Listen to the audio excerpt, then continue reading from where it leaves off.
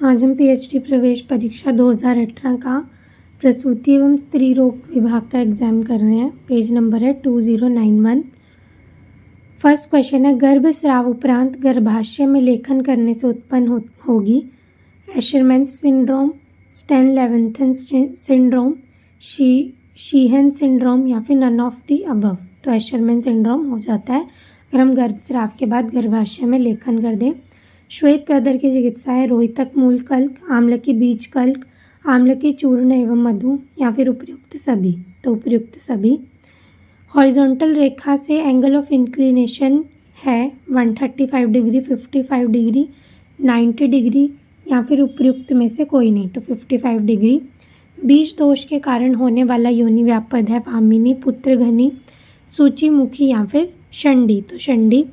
गंध आद्विज्यते शुभात डैश के लक्षण है गर्भिण्यालिंगम, सद्योग्रहित गर्भा, ऋतुमती या फिर रजस्वला। तो किसके हैं? गर्भिणी के लक्षण है। ठीक है, कि उसको गंध से वो हो जाती है, गंधादु द्विजते शुभात। ठीक है, शुभ गंध से उसे द्वेष हो जाता है। ठीक है, उसके बाद है गर्भिणी में शूल के बिना होने वाला रक्तस्राव डैश अवस्था में दिखाई देता है ओलिगोहाइड्रोएमनियोज, प्लेसेंटा प्रीविया, हाइड्रोएमिनोस या फिर अब्रप्टो प्लेसेंटे। तो किस में होता है? प्लेसेंटा प्रीविया में। स्त्री प्रजनांग में जन्मजात विकृतियां हैं सूचीमुखी, षंडी एवं बंध्या। ए और बी दोनों या फिर उपयुक्त में से कोई नहीं। तो ए और बी दोनों, सूचीमुखी, षंडी और बंध्या। गर्भ संरक्षण की चिकित्सा है शीत स्निग्ध, शीत रुक्ष, शीत उष्ण या फिर गर्भ स्थापक। तो कौन सी है? शीत और स्निग्ध। क्लेमेंट का टेस्ट क्या जानने के काम आता है? Fetal pulmonary maturity, fetal post maturity, fetal distress या फिर आईओडी ऑफ फीटस। तो क्या देखने के लिए? Fetal pulmonary maturity. Clement test fetal pulmonary maturity के लिए होता है। रिवाइज करते हैं। गर्भस्राव उपरांत गर्भाशय लेखन करने से उत्पन्न होता है एशरमैन सिंड्रोम। श्वेत प्रदर की चिकित्सा है रोहितक मूल कल्क, आम्ल की बीज कल्क, आम्ल की चूर्ण एवं मधु। हॉरिजॉन्टल रेखा से एंगल ऑफ इंक्लिनेशन है 55 डिग्री। बीज दोष के कारण उत्पन्न होने वाला योनि व्यापद है षंडी। गंधा द्विजते शुभात डैश के लक्षण है गर्भिणी के। गर्भिणी में शूल के बिना होने वाला रक्तस्राव डैश अवस्था में दिखाई देता है प्लेसेंटा प्रीविया। स्त्री प्रजनांग की जन्मजात विकृतियां हैं सूचीमुख, बंध्या और षंडी। गर्भ संरक्षण की चिकित्सा है शीत और स्निग्ध। क्लेमेंट का टेस्ट क्या जानने के लिए काम आता है?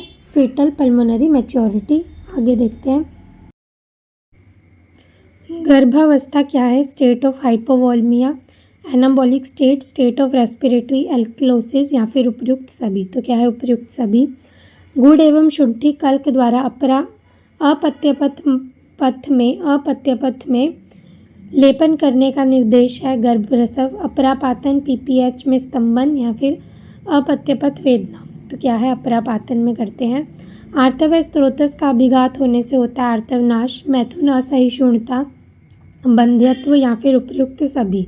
तो उपयुक्त सभी। मक्कल शूल का कारण है गर्भ विकृति, अपरा विकृति, अशुद्ध रक्त का नहीं निकल पाना। उपयुक्त में से कोई नहीं। तो अशुद्ध रक्त का नहीं निकल पाना। शरीर के गर्भ विकास के क्रम में गर्भ उत्पत्ति परिषद की इस अध्याय में वर्णित है चरक संहिता शारीर स्थान 3 अध्याय, चरक संहिता शारीर स्थान 8 अध्याय, चरक संहिता सूत्र 25 अध्याय, सुश्रुत संहिता सूत्र स्थान 34 अध्याय। तो किसमें? चरक संहिता शारीर स्थान 3 अध्याय में। सर्वाइकल डायलेशन की डैश रेखा सामान्य पार्टोग्राफ में होती है पैराबोला, सिग्मोइड, हाइपरबोला या फिर उपयुक्त में से कोई नहीं। तो कौन सी होती है? हमारी सिग्मोइड। गर्भावस्था के दौरान डायस्टोलिक प्रेशर की श्रेष्ठ व्याख्या है कॉर्कॉफ 5, कॉर्कॉफ 4, 3 या फिर उपयुक्त में से कोई नहीं। तो कॉर्कॉफ 5। अष्टांग संग्रह में नाभिनाल बंधन के निर्देशन की दूरी है 2 अंगुल, 4 अंगुल, 6 अंगुल या फिर 8 अंगुल। तो कितनी है? 4 अंगुल है। इसके बाद है काश्मर्य आदि घृत का प्रयोग निर्देशित है वातज, योनिव्यापद, पित्तज, कफज या सन्निपातज। तो वातज में पीसीओएस की चिकित्सा नहीं करने से डैश होने की संभावना रहती है diabetes mellitus, hypertension, endometrial carcinoma या सभी। तो उपयुक्त सभी। रिवाइज करते हैं। गर्भावस्था क्या है? स्टेट ऑफ हाइपोवॉल्मिया, एनाबॉलिक स्टेट और स्टेट ऑफ रेस्पिरेटरी एल्कलोसिस। गुड़ एवं शुंठी कल्क द्वारा अपत्य पथ में लेपन करने का निर्देश है अपरापातन। आर्तव स्त्रोतस का अभिघात होने से क्या होता है? तो क्या होता है? आर्तवनाश, मैथुन, असहिष्णुता और बंध्यत्व। मक्कल शूल का कारण है अशुद्ध रक्त का नहीं निकल पाना। शरीर के गर्भ विकास के क्रम में गर्भ उत्पत्ति परिषद किस अध्याय में वर्णित है? चरक संहिता, शारीर स्थान, तृतीय अध्याय में। सर्वाइकल डायलेशन की डैश रेखा सामान्य पार्टोग्राफ में होती है सिग्मोइड। गर्भावस्था के दौरान डायस्टोलिक प्रेशर की श्रेष्ठ व्याख्या है कोरकॉफ 5। अष्टांग संग्रह में नाभिनाल बंधन के निर्देशन की दूरी है तो कितनी है? ये हमारी 4 अंगुल। काश्मर्य आदि घृत प्रयोग निर्देशित है वातज, योनिव्यापद में पीसीओएस की चिकित्सा नहीं करने से डैश होने की संभावना रहती है डायबिटीज मेलाइटस, हाइपरटेंशन और एंडोमेट्रियल कार्सिनोमा। आगे देखते हैं। सुश्रुत अनुसार गर्भवती स्त्री को किस मास में शवदंष्ट्रा सिद्धस्य सर्पिशो मात्राम पायेद या वागु देनी चाहिए? चतुर्थ, पंचम, षष्टम या फिर सूतिका में? तो षष्टम मास में देनी चाहिए। इसके बाद है खंडम नागरम का रोग अधिकार क्या है? रजस्वला, ऋतुमती, गर्भिणी या फिर सूतिका? तो सूतिका। कुणप गंधी आर्तव दुष्टि में चंदन क्वाथ का प्रयोग किया जाता है पीने के लिए, प्रक्षालन के लिए, पिचू धारण के लिए या फिर उत्तर बस्ती के लिए? तो पीने के लिए। पेल्विस में वॉयलेंस स्ट्रिंग जैसी संसक्ति लैप्रोस्कोपी की मदद से देखी जाती है। निम्न में से किसको दर्शाता है? कैंडिडियासिस या फिर क्लेमाइडल इन्फेक्शन या फिर ट्राइकोमोनियासिस या फिर उपयुक्त में से कोई नहीं। तो क्लेमाइडियल इन्फेक्शन को। रक्त प्रदर की वेग अवस्था में कौन सी चिकित्सा करनी चाहिए? विरेचन, शोधन, रक्त स्थापन या कोई नहीं? तो रक्त स्थापन। काश्यप संहिता द्वारा वर्णित शतपुष्पा कल्क में शतपुष्पा की कुल मात्रा ली जाती है 50 पल, 100 पल, 1 प्रस्थ या फिर 64 पल। तो कितनी? 100 पल। अष्टांग संग्रह के अनुसार जंतु की उत्पत्ति किस योनि व्यापद में होती है? अचरना, अतिचरना, विप्लुता या प्राक चरना? तो विप्लुता में होती है। निम्नलिखित स्तन रोगों में से कौन से रोग की कैंसर होने में परिवर्तित होने की संभावना कम से कम होती है? स्क्लेरोसिंग एडिनोसिस, फाइब्रोएडिनोमा, इंट्राडक्टल पैपिलोमा या फिर लोब्यूलर हाइपरप्लेजिया? तो फाइब्रोएडिनोमा में। कौन से योनि व्यापद वात पित्त दोष के कारण होते हैं? परिप्लुता, वामिनी, कर्णिनी, उपप्लुता, प्राकचरना, अतिचरना, पुत्रगनी या फिर अंतर्मुखी? तो परिप्लुता और वामिनी। ठीक है, परी जो है वो वमन करती है। रिवाइज करते हैं। सुश्रुत अनुसार गर्भवती स्त्री को किस मास में शवदंष्ट्रा सिद्धस्य सर्पिशो मात्रम पायेद ये वागु देना चाहिए? षष्टम मास में। खंड नागरम का रोग अधिकार क्या है? सूतिका। कुणप गंधी आर्तव दुष्टि में चंदन क्वाथ का प्रयोग किया जाता है पीने के लिए। पेल्विस में वायलेंस स्ट्रिंग जैसी संसक्ति लैप्रोस्कोपी की मदद से देखी जाती है। क्लेमाइडियल इन्फेक्शन में रक्त प्रदर की वेग अवस्था में कौन सी चिकित्सा करनी चाहिए? रक्त स्थापन। काश्यप संहिता द्वारा वर्णित शतपुष्पा कल्क में शतपुष्पा की कुल मात्रा ली जाती है 100 पल। अष्टांग संग्रह के अनुसार जंतु की उत्पत्ति किस योनि व्यापद में होती है? विप्लुता। निम्नलिखित स्तन रोगों में से कौन से रोग की कैंसर और रोग में परिवर्तन होने की संभावना कम से कम है? फाइब्रोएडिनोमा। कौन से योनि व्यापद वात पित्त दोष के कारण उत्पन्न होते हैं? तो परिप्लुता और वामिनी योनि व्यापद जो है वो वात और पित्त से उत्पन्न होते हैं जो वीआईपी परी वमन करती है। आगे देखते हैं। वाग्भट मत अनुसार स्थित हंति गर्भम यह लक्षण है महायोनि का, रक्तज गुल्म का, असृजा का या फिर पुत्र घनी का? बार बार स्थित होता है गर्भ और बार बार मर जाता है। तो किसका है ये? पुत्र घनी का। ग्रंथिभूत आर्तव दुष्टि है वात कफज, वात पित्तज, पित्त कफज या फिर त्रिदोषज? तो वात कफज। वात कफज को हम कैसे करते हैं? विक्की। तो विक्की की क्या है? ग्रंथिभूत आर्तव दुष्टि है। चरक मत अनुसार गर्भ विकास क्रम में पंचम मास में डैश का उपचय अधिक होता है। तो 5वें मास में स्तन्य, मांस, शोणित, बल या फिर वर्ण? तो किसका होता है? मांस और शोणित का 5वें मास में। डायगोनल कॉन्जुगेट का मापन निम्न में से किसे मापन में संयोग देगा। कॉन्जुगेट वैरा, ऑब्स्टेट्रिक कॉन्जुगेट, ए और बी दोनों या फिर उपयुक्त में से कोई नहीं, तो ए और बी दोनों। भ्रंश को वातज योनि व्यापद का लक्षण माना। चरक, सुश्रुत, वाग्भट या उपयुक्त में से कोई नहीं, तो वाग्भट ने माना। संक्रमित बिल्ली के मल से संपर्क होने पर निम्न में से कौन सा रोग होने की संभावना रहती है? टॉक्सोप्लाज्मोसिस, लेस्ट्रोसिस, एस्कारिएसिस या फिर उपयुक्त में से कोई नहीं, तो टॉक्सोप्लाज्मोसिस। सुश्रुत ने गर्भिणी में आस्थापन बस्ती का निर्देश कौन से माह में किया है? सप्तम, अष्टम, नवम या फिर दशम मास, तो किसमें? अष्टम मास में किया, क्योंकि इसमें जो ओज है वो स्थिर नहीं रहता, इसलिए हम आस्थापन बस्ती दे देंगे। भाव मिश्र के अनुसार उपदंश रोगी के लिए निम्न पथ्य है। दीवा निद्रा, गुड़, तक्र या फिर यवन, तो यवन पथ्य है। डेसिडुअल रिएक्शन किस कारण से होता है? HCG, LH, प्रोजेस्टेरॉन या फिर प्रोलैक्टिन, तो किसके कारण होता है? प्रोजेस्टेरॉन के कारण। इसके बाद है गर्भ अस्पंदन एवं अनुन्नत कुक्षी लक्षण है। मृत गर्भ, गर्भाशय, मूढ़ गर्भ या फिर गूढ़ गर्भ, तो गर्भाशय का है।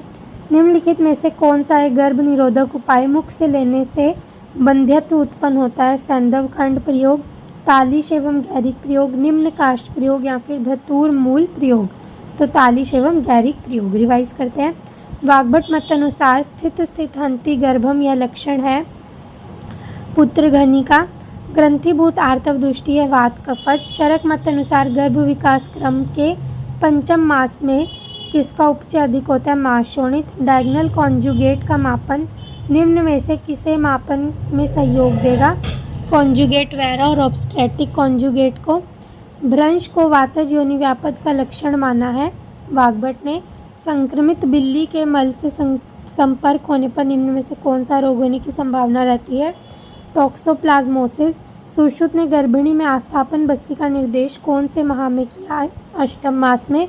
भाव मिश्र के अनुसार उपदंश रोगी के लिए निम्न पथ्य है यवन।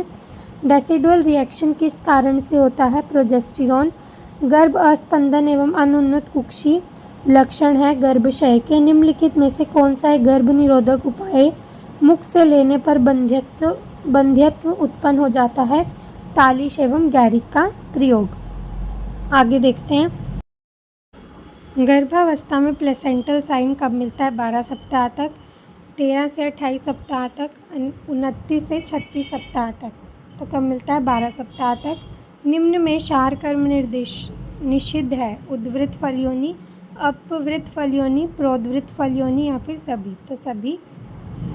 योनि मार्ग द्वारा उत्तर बस्ती देय प्रमाण है 1 पल, 2 पल, 3 पल या 4 पल, तो 2 पल। माता के अत्यधिक मधुर आहार सेवन से गर्भ में कौन सी विकृति उत्पन्न होगी? प्रमेह और अतिस्थौल्य, मूक, ए और बी दोनों या फिर IUD, तो ए और बी दोनों। कि जब अगर माता जो है ज़्यादा मधुर आहार सेवन कर लेगी तो उसको प्रमेह होगा, अतिस्थौल्य, और वह मूक मतलब बोल नहीं पाएगा। मूढ़ गर्भ में भंजक शल्य कर्म के लिए शिरो उदय में प्रयुक्त यंत्र समूह है मंडलाग्र, अंगुली शस्त्र और शंकु।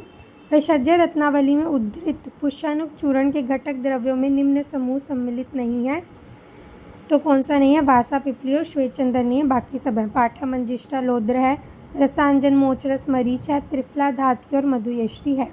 आचार्य चरक के अनुसार गर्भिणी को चौथे मास में दिए जाने वाले क्षीर नवनीत की मात्रा है 1 कोल, 1 अक्ष, 1 पल या 2 तोला, तो 1 अक्ष। योनि व्रणेक्षण यंत्र शब्द डैश की देन है? वाग्भट, काश्यप, सुश्रुत या चरक, तो वाग्भट की। आचार्य हारित के अनुसार भूनिम्ब, कल्क एवं मधु का पान करते हैं गर्भज वमन में। हृदय क्लेद में, किक्किस में या फिर कटिशूल में, तो हृदय क्लेद में। आरगवत पत्रेस्तु निर्गुंड्या स्वरसेन च कुर्यात् गोमूत्र पिष्ठेषु वा। निम्नलिखित में से किस रूप को सिद्ध करता है? वर्ती, कल्क, वात या सभी, तो वर्ती को। भेषज रत्नावली में शिशु कल्प द्रुम घृत का निम्न रोग अधिकार में निर्देश है योनि व्यापद, गर्भिणी, बाल रोग अधिकार या फिर सूतिका रोग अधिकार, तो योनि व्यापद रोग अधिकार में। रिवाइज करते हैं। गर्भावस्था में प्लेसेंटल साइन कब मिलता है? 12 सप्ताह तक। निम्न में क्षार कर्म निषिद्ध है सभी में। योनि मार्ग द्वारा उत्तर बस्ती देय प्रमाण है 2 पल। माता के अत्यधिक मधुर आहार सेवन से गर्भ में कौन सी विकृति उत्पन्न होती है? प्रमेह, अतिस्थौल्य और मूक।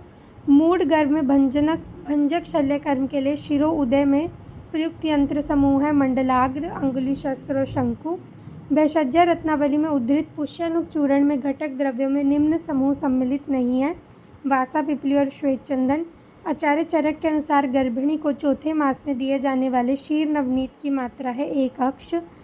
योनि व्रणेक्षण यंत्र शब्द डैश की देन है, तो किसकी थी? वाग्भट की। आचार्य हारित के अनुसार भूनिम कल्क एवं मधु का पान करते हैं हृदय क्लेद में। आरग्वदस्य पत्रेस्तु निर्गुण्ड्या स्वरसेन च कुर्यात् गोमूत्र पिष्ठेषु। निम्नलिखित में किस रूप में सिद्ध करता है? वर्ती। भेषजय रत्नावली में शिशु कल्प द्रुम घृत का निम्न रोगाधिकार में निर्देश है, तो योनि व्यापद रोगाधिकार में। Thank you.